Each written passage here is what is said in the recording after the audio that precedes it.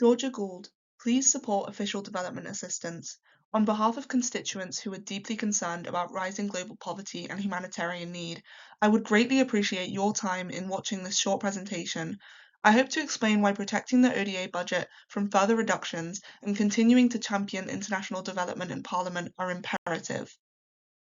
As I'm sure you know already, Official Development Assistance, or ODA, is the funding that governments dedicate to supporting developing countries through both humanitarian aid and long-term development.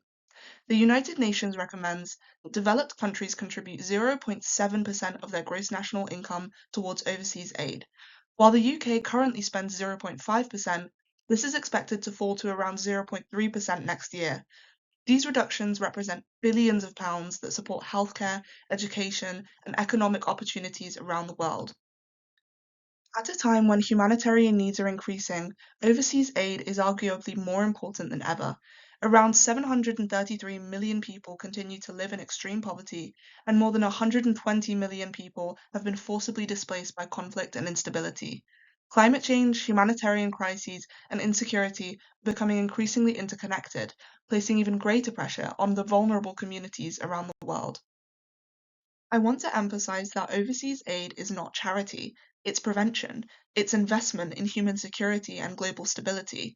By addressing poverty and vulnerability before crises escalate, aid directly reduces suffering, strengthens resilience, and creates the foundations for long-term peace and security.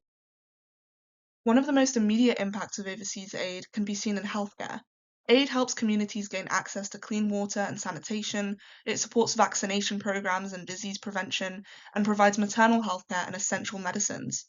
It also enables emergency humanitarian assistance during conflicts and natural disasters, helping save lives when communities are most vulnerable. Overseas aid also directly supports education, one of the most effective long-term investments against poverty. It provides schools, teachers, and learning materials, while also supporting girls' education and promoting gender equality. By expanding opportunities for future generations, education can help break cycles of poverty and create more prosperous societies. Developing countries are often the most affected by climate change, despite contributing the least to it. Aid can support disaster preparedness, sustainable agriculture, and protection against droughts and floods. These investments help communities adapt to environmental challenges and build resilience for the future. Poverty and instability are mutually reinforcing. International development helps to address some of the conditions that contribute to conflict and displacement. Aid supports refugees and displaced populations, strengthens governance and resilience, and helps reduce the likelihood of future humanitarian crises. Finally, overseas aid is also an investment in economic development. It supports global industry, local businesses and livelihoods, creates employment opportunities, and promotes long-term self-sufficiency. Ultimately, effective development assistance aims not to create dependence, but to empower communities to thrive independently. At this point, a lot of people start to ask how this benefits us here in the UK. Well, supporting a safer and more prosperous world contributes to greater global stability, stronger international partnerships, and a healthier global economy. It also allows Britain to continue exercising international leadership and maintaining its reputation as a force for humanitarian action. We have a proud history of leading international development.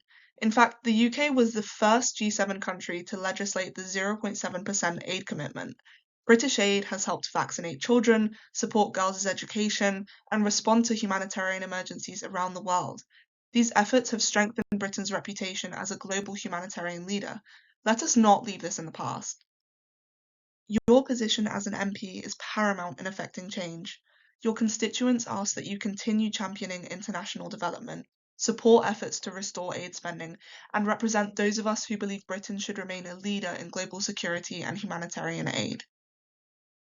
Thank you for taking the time to watch this presentation. I appreciate your work representing our constituency, and I hope you will continue supporting policies that address global poverty.